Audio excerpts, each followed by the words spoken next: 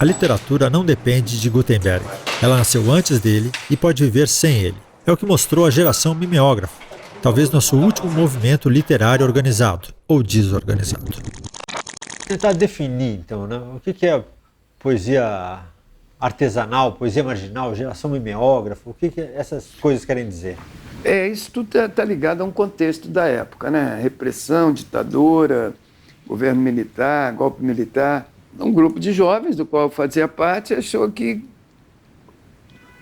para conversar com o mundo era bom através da poesia, através da escritura. E para expressar todo aquele sentimento de frustração do golpe e também uma expressão de júbilo diante do mundo, sabe? Isso vinha muito através da psicodelia, da contracultura, do movimento hippie. As pessoas queriam ser felizes, paz e amor e vamos em frente. Ao mesmo tempo, tinha toda aquela carga pesada da repressão e da tortura do golpe militar. Com a descoberta, né, desse ovo de Colombo do mimeógrafo como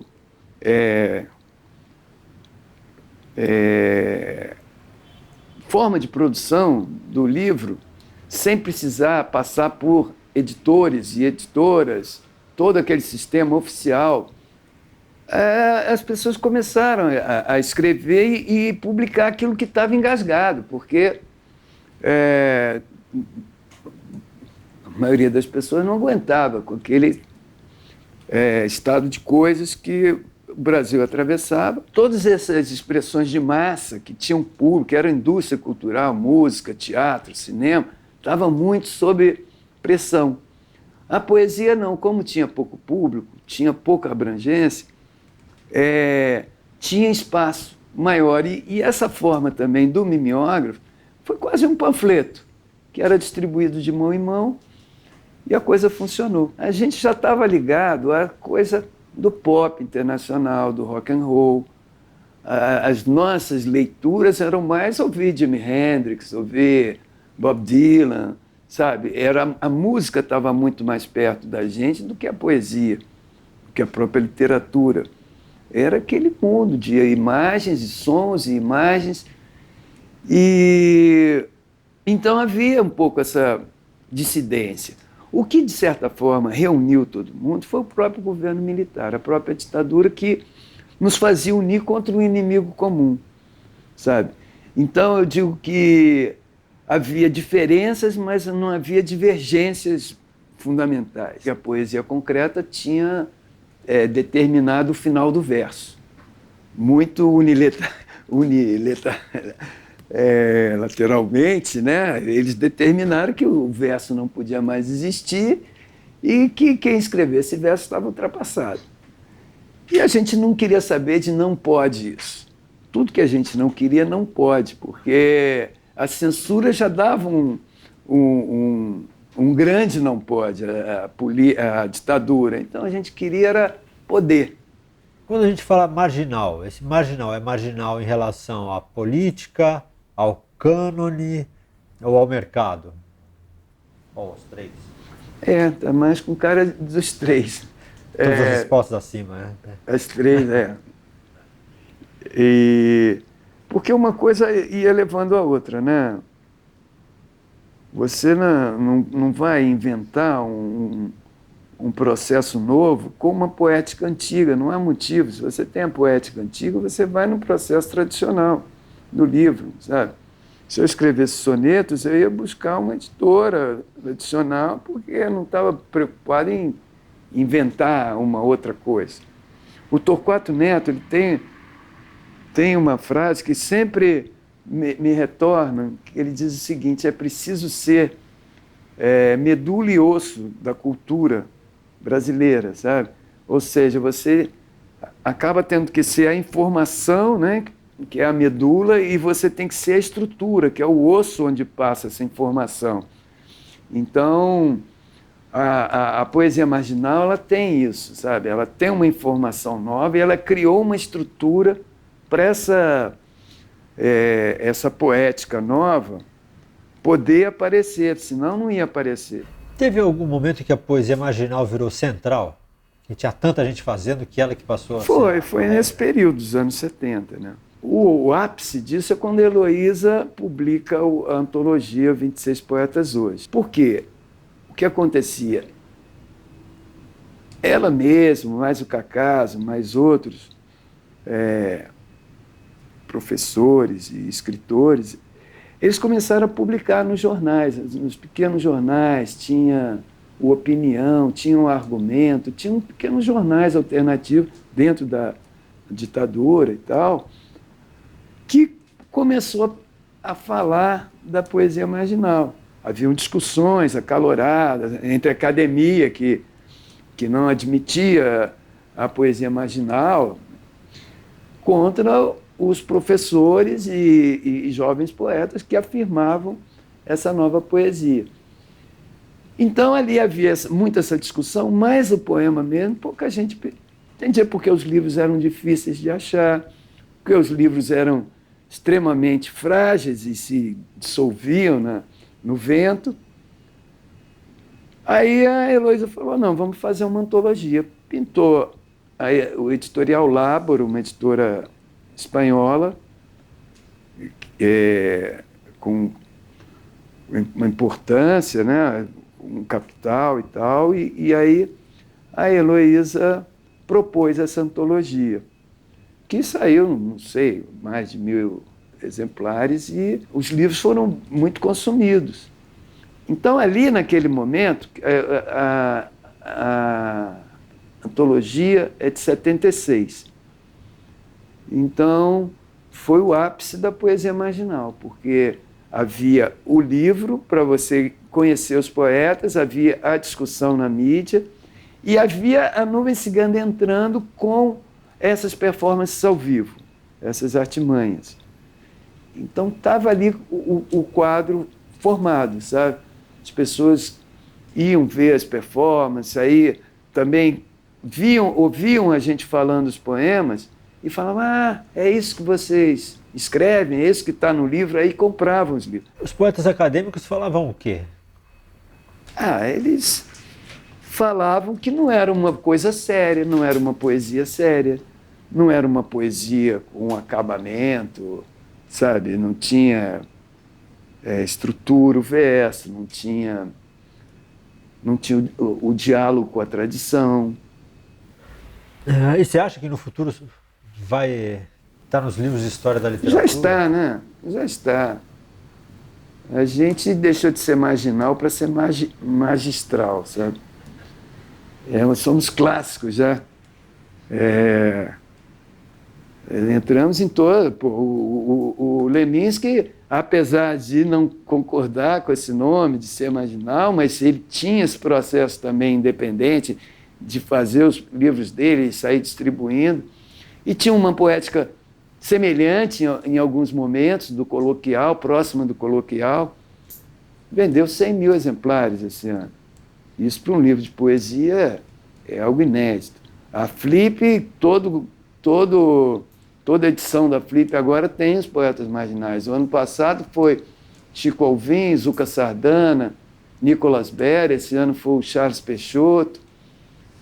E então é uma coisa que já é o último movimento estudado como movimento nas academias, sabe? É a poesia marginal. Depois disso, são livres atiradores. Você acha que a poesia que se faz em internet hoje, ela é uma herdeira desse movimento? Porque tem coloquialidade, não se prende à métrica, assuntos isso, mais espontâneos também, mais cotidianos. Ela é herdeira nesse sentido de que é do it yourself, né? Você faz e posta e tal, sem pedir licença à editora, a nada disso. E potencialmente ela tem o poder de alcançar milhões de pessoas. A Poesia Marginal, o primeiro livro que a gente fez, era 100 exemplares, sabe? Por outro lado, a própria era digital, ela cria esse termo que eu gosto muito, que é a hipertrofia informacional. Ela cria um excesso de informação que as coisas não acontecem mais. Aquela sua comparação em relação à contestação, é o agrotóxico espantalho, como é que é isso? Isso aí é uma metáfora que eu criei para separar aquele período dos anos 70 para o tempo de agora.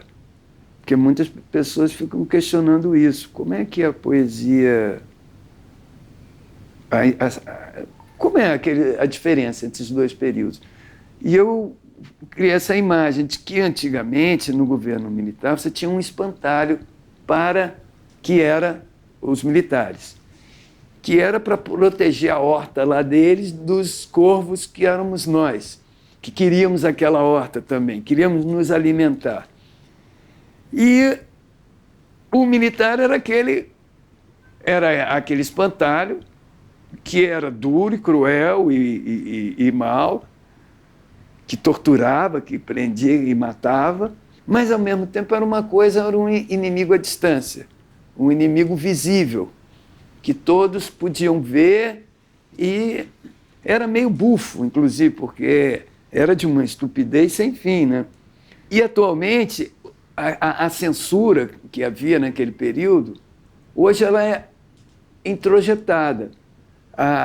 O novo momento, essa economia de mercado, transforma o espantalho num agrotóxico. Quer dizer, você não vê mais o inimigo, você ingere o inimigo. E o inimigo está dentro de você. Por isso a dificuldade da experimentação hoje em dia, porque não se experimenta mais. Você vai na tendência do mercado. O que o mercado pede, você faz. Parece que não existe vida fora do mercado, sabe? Não é tão cruel e tão óbvia e tão explícita como era a ditadura, a censura na ditadura, mas é tão ou mais cruel, porque tira a tua curiosidade, o teu desejo de experimentar, a tua possibilidade de se desenvolver como artista, como ser humano, sabe? É muito cruel. Eu queria ir para a gente ver como é que é o poema falado. Eu queria que você falasse alguns poeminhas curtos, né? Um clássico. Vai ter uma festa que eu vou dançar até o sapato pedir para parar. Aí eu paro, tiro o sapato e danço o resto da vida. Chama-se Rápido e Rasteiro. Só o impossível acontece. O possível apenas se repete. Se repete, se repete, se repete. É o título de um livro meu, diz assim, a vida é curta para ser pequena. A vida é curta para ser pequena.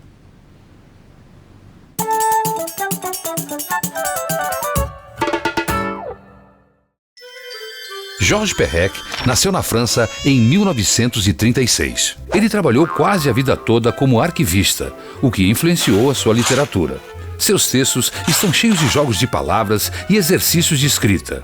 Ele fez parte do Oulipo, um grupo que contava com a presença de escritores e matemáticos. O objetivo do grupo era expandir os horizontes da literatura através do uso de estruturas formais e inovadoras. Seguindo este preceito, ele fez, por exemplo, um romance inteiro sem a letra E. Sua obra mais famosa é A Vida, Modo de Usar. Neste livro, ele faz a descrição de todos os cômodos de cada um dos apartamentos de um prédio. Aparentemente absurda, a narrativa vai se tornando viável aos poucos, e o que parecia ser um inventário cansativo torna-se um romance.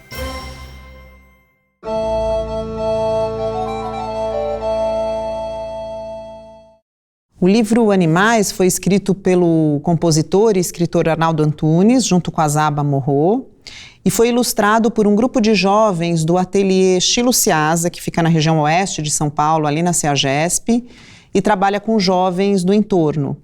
Eles fizeram as ilustrações nessa primeira produção, que foi artesanal mesmo do livro, que teve 125 exemplares. Só depois de 2 anos é que o livro foi publicado, na verdade, por uma grande editora e teve uma tiragem maior. O livro traz micropoemas, são poemas de uma palavra só mesmo, que brincam com a mistura de animais. Então, você tem, às vezes, a mistura de dois animais, formando, por exemplo, leonça, ou a brincadeira de um animal e a sua característica, o ovelã, ou ainda uma mistura do nome do animal com algum objeto que tenha alguma relação com ele, como a livrélula. Esse livro certamente não teria sido o mesmo se não fosse ilustrado por esse grupo de jovens da Xiloceasa, porque eles trabalham na ilustração com o mesmo padrão da composição do texto. Então a gente tem, por exemplo, nas palavras, na tipologia das palavras, às vezes o uso de duas fontes, né, que também mistura serponte, brincando aqui com a palavra serpente, que lembra alguns impressos populares como lambe-lambe, por exemplo. É um livro que certamente agrada as crianças pequenas, porque traz uma brincadeira muito comum entre elas, que é essa coisa de montar e desmontar animais, né? De montar e desmontar palavras. É uma brincadeira que costuma atrair o público infantil, especialmente as crianças menores.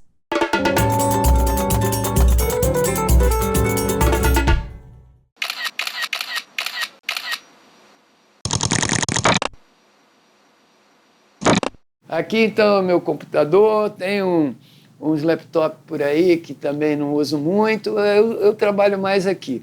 E sentado em cima dessa bola que é para a coluna não entortar muito e manter a espinha ereta, a coluna reta, para ter melhor desempenho na vida. E no mais é isso. Aqui olhando para as árvores e tal. Eu escrevo com a mão esquerda, com esse dedo aqui, catando milho. E como sou poeta, eu escrevo pouco, então não tem muito problema em catar milho. E tenho isso, eu acordo e normalmente já venho para o computador e aqui eu escrevo algumas coisas e depois vou recarregando durante o dia. Não tenho papel mais, nem guardo muito que eu escrevo. Eu já escrevo direto e já mando para a rede social, para o Facebook, e ali eu vou modificando, como se ali fosse o rascunho, e eu vou modificando o post a cada momento que eu quero ter uma ideia. E depois, se eu quiser publicar em papel, aí eu volto ao post e dou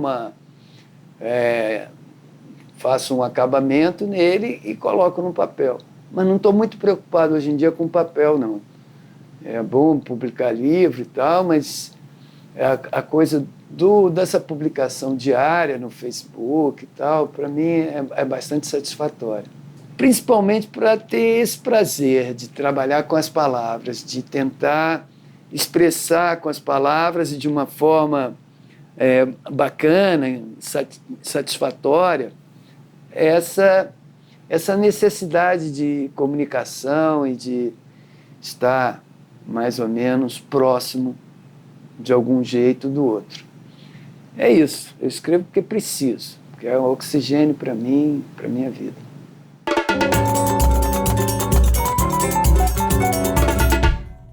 Desde 1º de janeiro de 2013, Daniel Viana escreve um conto, datilografa no guardanapo e abandona ele pela cidade. Foi assim que nasceu 100 contos por 10 contos trocados. Esse pequeno livro reúne uma série de microcontos escritos pelo Daniel nessas andanças dele pela cidade, não só de São Paulo, como Rio de Janeiro e outras cidades do Brasil. Esse livro reúne cerca de 130 minicontos de 4 ou 5 linhas. Pode ser pouco se você for contar, mas a quantidade de lembranças que te traz é infinita. Outra coleta contos e causos nas praças, ruas e parques das cidades, tornando o físico uma das tradições mais antigas já conhecidas em todo o planeta Terra, que é aquela coisa de passar uma história de pai para filho ou para vizinho e colega, na mesa da cozinha, do bar, no banco da praça, aquele momento em que acaba a luz da sua casa e os avós começam a contar uma história. É um pequeno livro que traz bastante nostalgia. Em seus contos, todo brasileiro é Sebastião. Sebastião é um protagonista de múltiplas personalidades, refletindo, mais uma vez, o povo brasileiro em todos os seus amores e dissabores no passado, no presente e no futuro. É impossível não sentir que Sebastião é um velho conhecido, um vizinho, um amigo, alguém que morava naquele bairro e já se foi. Viana consegue em anéis de cebolitos, canetas Bic estouradas, pão na chapa com pingado, traduzir um cotidiano singelo e real que vivemos todos os dias. Pode parecer mais um daqueles livros piegas, mas não. É um desses livros que fazem com que a gente lembre da nossa infância e imagine até o nosso futuro. Ele traz bastante nostalgia, da saudade da família e de amigos há muito perdidos. É uma coisa de cumplicidade entre pessoas desconhecidas, um sorriso cúmplice no metrô, trocado entre estranhos por uma sensação ou uma situação inusitada. É uma coisa que faz de todos nós um só povo numa só cidade, talvez. É uma sensação de identificação com a massa que nos entorna. Daniel também tem o cuidado de escolher as palavras a dedo, para não ser só apenas mais uma palavra, mas para trabalhar sempre todas as suas ambiguidades e significados. Fazendo esse jogo, o texto fica sempre mais rico e um mini-conto de 5 ou 4 linhas acaba se tornando uma coisa muito maior em si. É com a máquina de escrever embaixo do braço e guardanapos que Daniel sai por aí coletando esses contos, ainda hoje, transformando cotidiano e poluição em poesia e memória. E essa saudade que vem mansinha, que me acorda cedo e não me deixa dormir, que me consome e me transborda inteiro, saudade que vela e chama, que incendeia a casa toda. Tem nome essa saudade? Tem sim, Sebastião. 100 contos por 10 contos trocados não me parece apenas um livro, mas uma grande coletânea de memórias.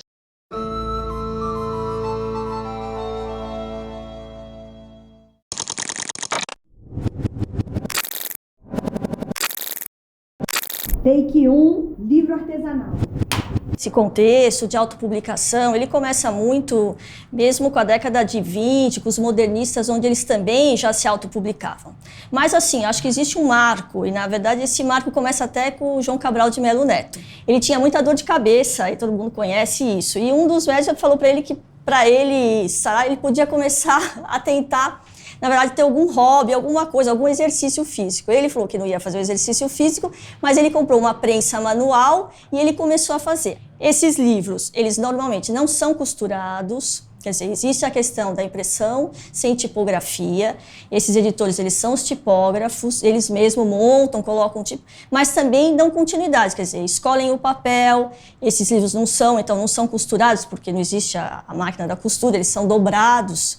Isso chama-se o livro inconsútil. Na verdade, é um livro que ele é dobrado só. Eu acho que você tem uma apropriação do que é a natureza do livro. Eu acho que isso é muito interessante. E os editores menores, como eu, acabam fazendo tudo também por uma questão de que a gente não tem uma estrutura de pessoas e uma estrutura grande na qual você pode contar para trabalhar todas as outras etapas. Então, você sempre trabalha com mistura de tecnologia, então você trabalha algo, sei lá, com uma tecnologia mais artesanal, tipo serigrafia. Você trabalha também com digital e tenta trabalhar... Então, o livro ele é meio pensado em pedaços. É diferente de você simplesmente entregar um original para o editor e esse editor resolver o seu livro. Tem uma ideia que conjuga coisas que às vezes não dá para ter milhares desse.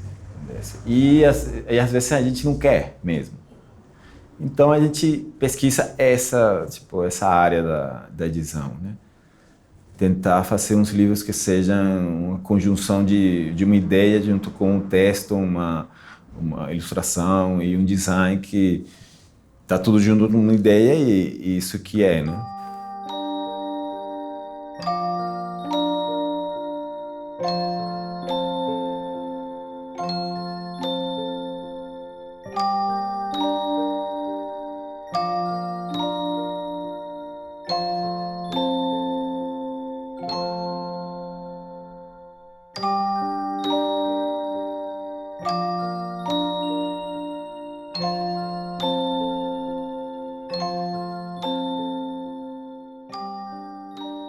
O livro, ele é um dispositivo de comunicação e é também uma plataforma de encontro, onde você encontra com o autor, você se encontra com o artista, você se encontra com o editor.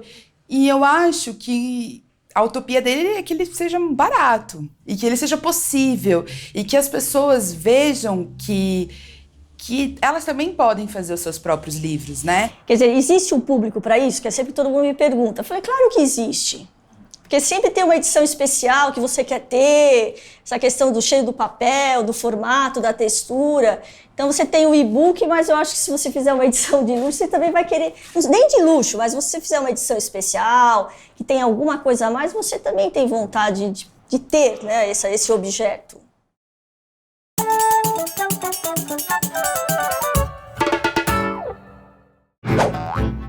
François Rabelais nasceu em 1494, na França. Era um monge beneditino, mas acabou trocando a religião pela ciência e tornou-se médico. Sua especialidade era a dissecação de cadáveres. Seus 2 livros mais famosos são Gargantua e Pantagruel. Pantagruel e seu pai, Gargantua, são gigantes de apetites imensos, amantes da mesa e dos prazeres da carne. Os livros se utilizam do grotesco, do escatológico e do humor levado ao limite do absurdo. São uma crítica à estagnação medieval, à igreja e à cavalaria. Temendo represálias, Rabelais assinou os livros com um anagrama de seu nome, Alcofribas Nazier. E seus temores tinham fundamento. Seus livros foram condenados pela Sorbonne, pelo Parlamento e pelo Papa. É que Rabelais não dissecou apenas cadáveres, também dissecou a Idade Média.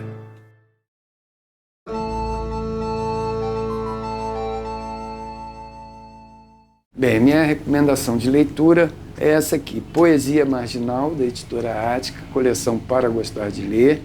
É um livro para ser adotado nas escolas de 2º grau e traz aqui uma chave inicial muito boa para o que é a poesia marginal.